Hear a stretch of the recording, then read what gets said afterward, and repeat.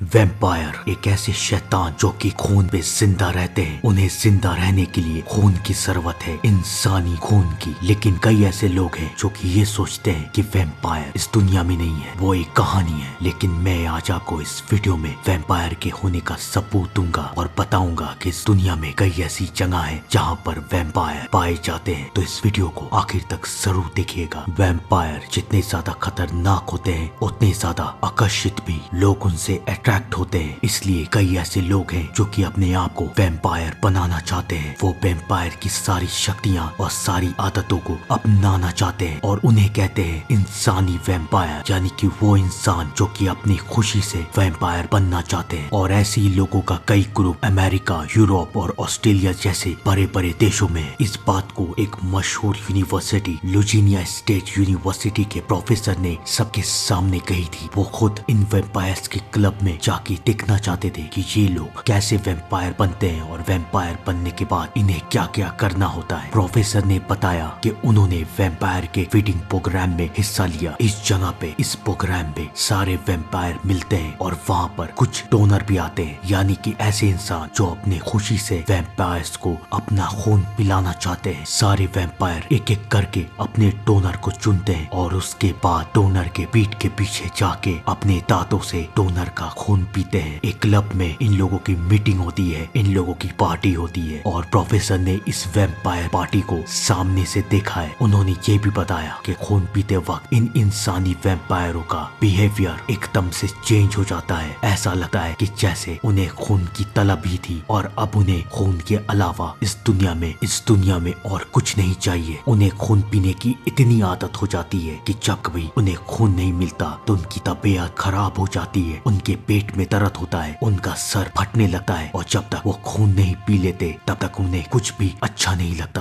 पहले तो प्रोफेसर को ये लगा कि शायद ये लोग अपने जुनून में या फिर अपना शौक पूरा करने के लिए ये सब कर रहे हैं, लेकिन धीरे धीरे प्रोफेसर को इस बात का एहसास हुआ कि ये सब अपने आप को सच में एक वैम्पायर समझने लगे। उनमें से कई लोगों को ताबूतों में सोना पसंद था, जैसे कि एक रियल वैम्पायर ताबूत में सोता है, और ये लोग अपने दांतों को जानबूझ के वैम्पायर जैसा बनाते थे ताकि अगर कोई भी इन्हें देखे तो वो पहचान जाए कि ये लोग एक जीते जागते वैम्पायर हैं। लेकिन ये लोग ये सारे काम सिर्फ रात में करते थे। दिन में ये एक नॉर्मल इंसान की तरह सबके साथ बिहेव करते थे। इनमें से कई, एक नर्स थी, एक डॉक्टर, एक इंजीनियर, पढ़े लिखे लोग थे जो कि सारे दिन अपना काम करते थे, नॉर्मल इंसान की तरह सबके साथ बिहेव करते थे। लेकिन रात को अचानक इनके अंदर खून पीने की तलब उठती थी और ये लोग अपने आप को एक वैम्पायर मान लेते थे। ऐसा नहीं था कि इनमें से सारे लोग बुरे हैं, इनमें से कई लोग ऐसे भी थे जिन्हें ऊपर वाले के ऊपर काफी भरोसा था। लेकिन इन सब में एक कॉमन बात थी और वो ये थी कि ये सब ये मानते थे कि अंदरूनी शांति और ताकत के लिए उन्हें खून की जरूरत है और अगर वो लोग खून नहीं पिएंगे तो वो लोग जी नहीं पाएंगे। जब प्रोफेसर ने काफी सारे वैम्पायर से बात की तो उन्हें काफी सारी नई चीजों का पता चला, जैसे कि इन सारे वैम्पायर्स को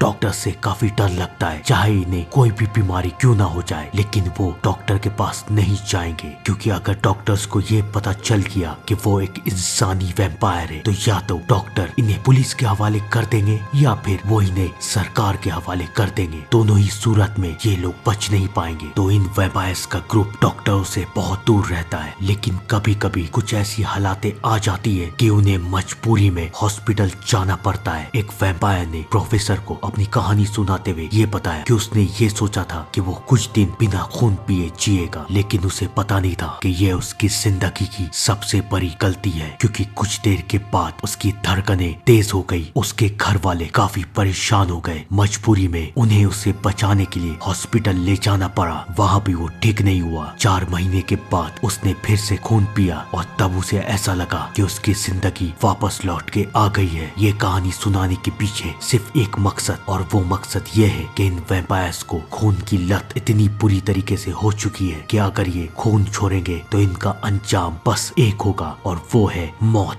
वैम्पायर के होने का सबूत सिर्फ ये वैम्पायर क्लब या ये वैम्पायर पार्टी नहीं है, बल्कि एक और सबूत भी है जिसे सुन के आप लोग भी मानने पे मजबूर हो जाएंगे कि वैम्पायर पहले भी थे और शायद आज भी है। पोलैंड में एक खुदाई के दौरान एक ताबूत मिला और ये ताबूत था 17वीं सेंचुरी का। लेकिन जैसे ही वैज्ञानिकों ने इस ताबूत को खोला तो वो लोग हैरान हो गए, क्योंकि इस ताबूत में उन्हें मिला एक फीमेल वैम्पायर का कंकाल। अब मैं ये कैसे कह सकता हूँ कि ये कंकाल एक वैम्पायर का है, मैं आपको बताता हूँ। जब वैज्ञानिकों ने इस कंकाल को ध्यान से देखा तो इस कंकाल के दांत वैसे ही थे जैसे एक वैम्पायर के होते हैं, और इस ताबूत के बाहर उसके सर के पास एक नुकीली तार भी लगाई हुई थी, ताकि अगर ये जिंदा होके ताबूत से बाहर निकलने की कोशिश करे तो ये फीमेल वैम्पायर वहीं मर जाए। पुराने जमाने में ऐसा इसलिए किया जाता था क्योंकि उन्हें यकीन था कि वैम्पायर मरेंगे नहीं और ये ताबूत से फिर से बाहर निकल के लोगों पे हमला करेंगे। तो इसलिए ये लोग वैम्पायर को एक ताबूत में कैद करके ताबूत के अंदर उसके सर के पास एक नुकीली तार बांध देते थे, ताकि अगर ये वैम्पायर उठने की कोशिश करे तो ये वहीं पर मर जाए। तो इस ताबूत में भी वैज्ञानिकों को यही सारी चीजें मिली और इसके वजह से वैज्ञानिक ये सोचने पे मजबूर हो गए कि क्या ये कंकाल एक फीमेल वैम्पायर का है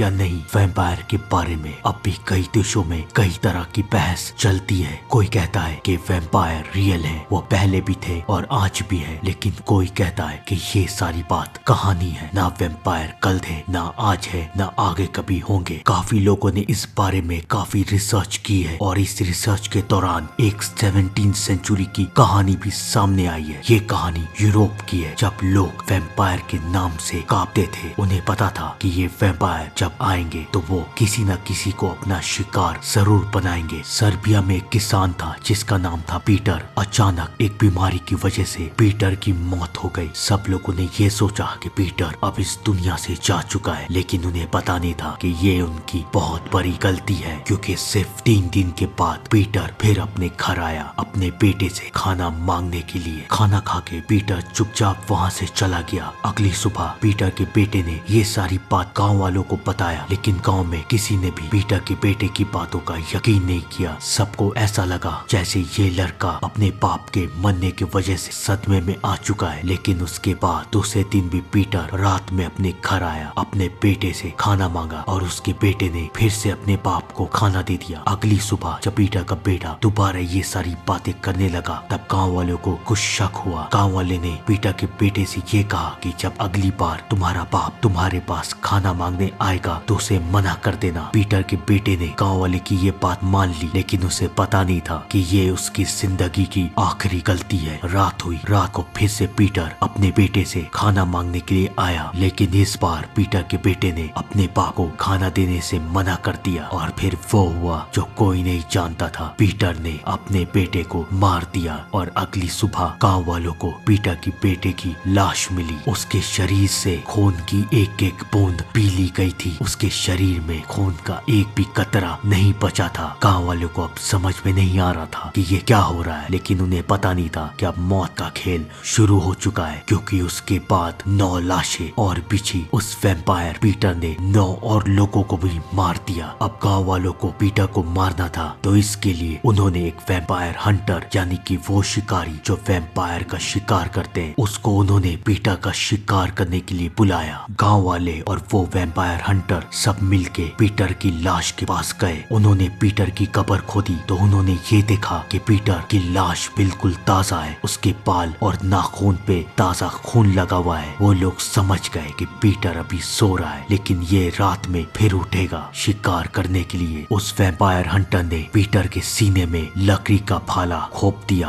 और पीटर की लाश जला दी और उसकी राख को चर्च में दफन कर दिया। और ऐसे पीटर नाम के इस वैम्पायर का अंत हुआ। लेकिन पीटर के साथ वैम्पायर खत्म नहीं हुए। 1985 में भी वैम्पायर के होने के काफी सबूत मिले। एक रात एक ड्राइवर सड़क पे जा रहा था, तभी उसे एक घबराई हुई एक कमजोर लड़की मिली। उसने उस लड़की की मदद की, उसे हॉस्पिटल ले गया और उसके बाद उस लड़की ने ऐसा कुछ बताया जिसे सुनने के बाद सब चौंक गए। उस लड़की ने ये बताया कि उसे कुछ दिनों पहले किसी ने किडनैप कर लिया था और फिर वो एक सुई से उसका खून निकालता था और पीता था और फिर वो वहाँ से चला जाता। वो हर रोज आता और उस लड़की का थोड़ा थोड़ा खून पीता और फिर वहाँ से चला जाता। लड़की की किस्मत अच्छी थी कि वो मौके का फायदा उठा के वहाँ से भाग गई। तो दोस्तों, वैम्पायर के होने का सबूत काफी है। आप लोग भी बताइए कि आपको क्या लगता है, क्या वैम्पायर सच में है या नहीं। कमेंट कमेंट करके अपनी राय जरूर बताइएगा और मैं मिलता हूँ आपसे थोड़ी देर में एक और डार्क और मिस्टीरियस फैक्ट के साथ। तब तक के लिए thank you and good bye.